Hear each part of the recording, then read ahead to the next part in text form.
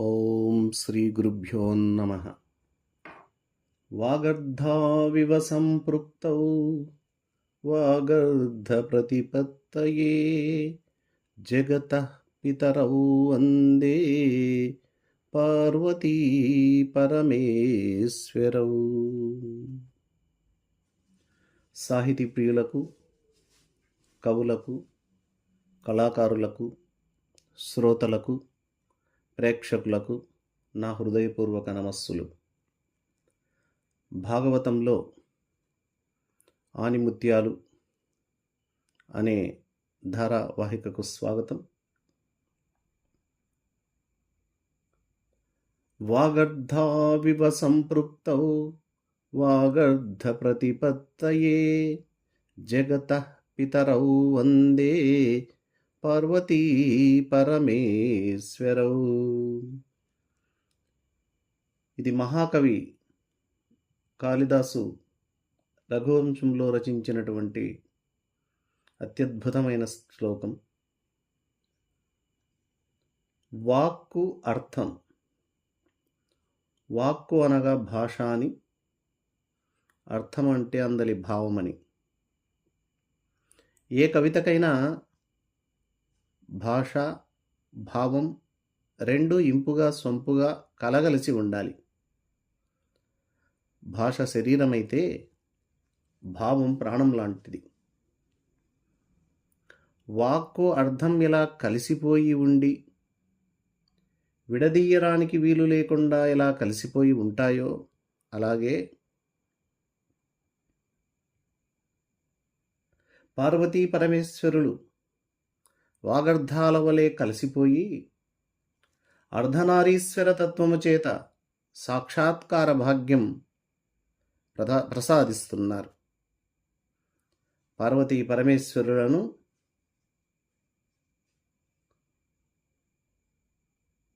ప్రపంచానికి తల్లిదండ్రులుగా భావించి, ఓ తల్లిదండ్రులారా, వాగర్ధాల రెండింటినీ నాకు ప్రసాదించండి అని కాళిదాసు ప్రార్థించి రాసినటువంటి శ్లోకం. ఈ విషయం ఇక్కడ ఎందుకు ప్రస్తావించానంటే, భాగవతాన్ని రచించిన భక్తకవి పోతనామాత్యుల వారు కూడా భాషా భావములకు సమానమైన ప్రాధాన్యతను ఇచ్చి సారస్వత యోగ సాధన చేసిన మహానుభావుడు. పోతన గారు ఇష్టదేవతా స్తుతి చేసి, పరమశివునికి ప్రణామం చేసి, బ్రహ్మదేవుడిని సంసేవించి, వినాయకునికి మోడుపులు ఘటించి, తదుపరి చదువుల తల్లి సరస్వతీదేవిని ఇలా ప్రార్థిస్తున్నాడు. ఈరోజు ఈ సరస్వతీదేవి స్తుతి పద్యాన్ని భాగవతంలోని ఆణిముత్యంగా స్వీకరిద్దాం. ఆ పద్యం గురించి విని తెలుసుకుందామా మరి. శారద నీరదేందు ఘనసార పటీర మరాల మల్లికాహార తుషార ఫేన రజతాచలకాశ ఫణీశ కుంద మందార సుధాపయోధి సితతామరసా అమరవాహిని శుభాకరతనుప్పు నిన్ను మదిగానగనెన్నడు కల్గు భారతీ. మరొక్కసారి. శారద నీరదేందు ఘనసార పటీర మరాల మల్లికాహార తుషార ఫేన రజతాచలకాశ ఫణీశ కుందమందార సుధాపయోధి సితతామర సమరవాహిని శుభాకరతనొప్పు నిన్ను మదిగానగనెన్నడు కల్గు భారతీ.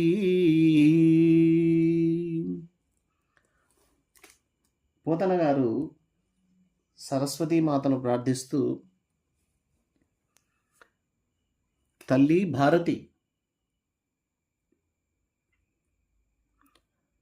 తెల్లని కాంతులు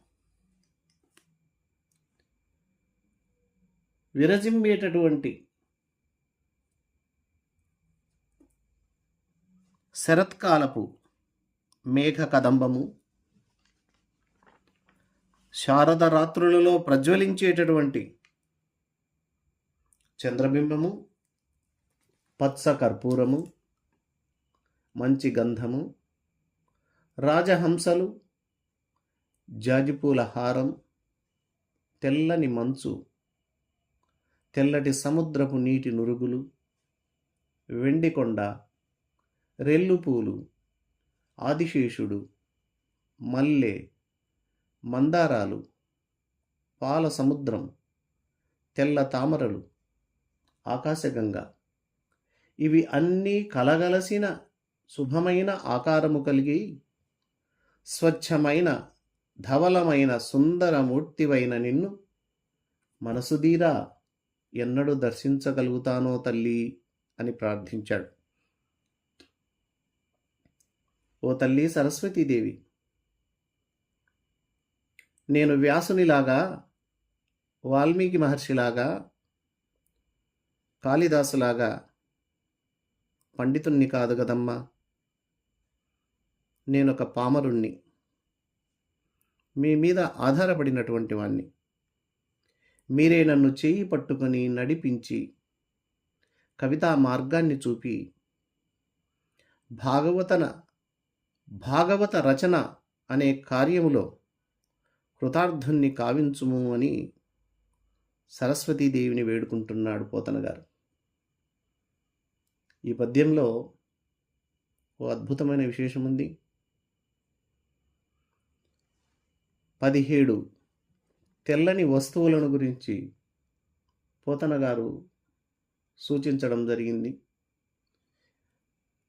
ఈ 17 తెల్ల వస్తువుల సమాహారమే సరస్వతి అమ్మవారు అని ఆయన భావన. వస్తువులతో పద్యాన్ని రచించేటటువంటి పద్ధతిని వస్తుకళ అని అంటారు. పోతన గారు వస్తుకళను అద్భుతంగా ఉపయోగించినటువంటి పండితుడు. సరస్వతీదేవి అంటే విద్య. సరస్వతీదేవి ధవలవర్ణము అంటే విద్యారంగము, విద్య అనేది స్వచ్ఛముగా ఉండాలి.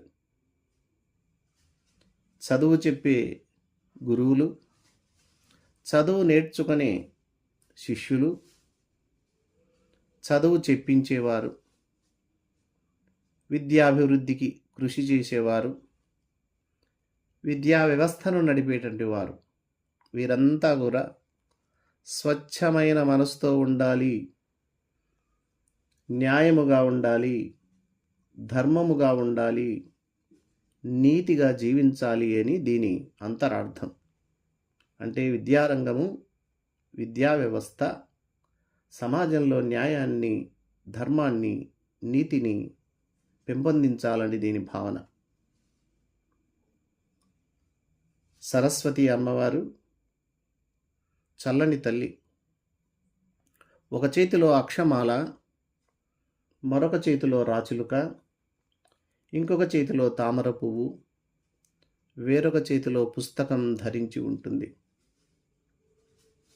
చదువుకునేటటువంటి ప్రతి ఒక్కరూ, ముఖ్యంగా చదువుకునేటటువంటి విద్యార్థులు చదువును ఉపక్రమించే ముందు, అంటే ప్రారంభించే ముందు తప్పనిసరిగా ఈ సరస్వతి అమ్మవారి ప్రార్థన చేస్తే ఆ సరస్వతీదేవి కటాక్షం వారిపై ఎల్లప్పుడూ ఉంటుంది. వారికి విద్యా అభివృద్ధిలో ఎటువంటి లోపాలు రాకుండా ఆ చల్లని తల్లి కాపాడుతూ ఉంటుంది.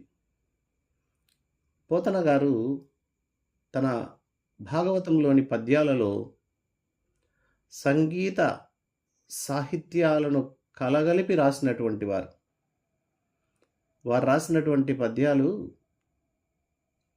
సంగీతానికి కూడా చాలా అద్భుతంగా పనికి వచ్చే విధంగా ఉంటాయి. సరస్వతీదేవి అవయవాలే కదా సంగీత సాహిత్యాలు. సాహిత్యము ఆలోచన అమృతం. అంటే పదాలు వాటి అర్థాలు తెలుసుకొని ఆలోచిస్తే తప్ప ఆ అమృతాన్ని గ్రోలడం కష్టం. సంగీతం అలా కాదు, ఆపాత మధురం. శిశువులను, పశువులను, చివరికి పనులను కూడా మెప్పించేటటువంటి అమోఘమైన శక్తి సంగీతానిది. మరి అలాంటి సంగీతం, సాహిత్యం అనేటటువంటి అవయవాలతో విరాజిల్లే సరస్వతీదేవిని అందరూ ప్రార్థించండి.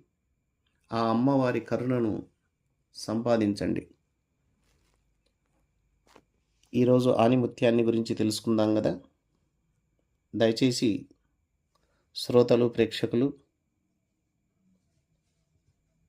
విన్న తర్వాత మీ అభిప్రాయాన్ని కూడా మీరు పంపిస్తే బాగుంటుందని నా చిన్ని కోరిక. అందరికీ మరొకసారి నమస్సులు తెలియజేస్తూ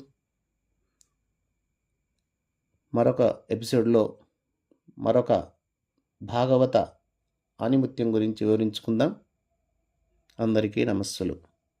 సర్వే జనా సుఖినో భవంతు. ఓం శాంతి శాంతి శాంతి. హరి ఓం తత్సత్.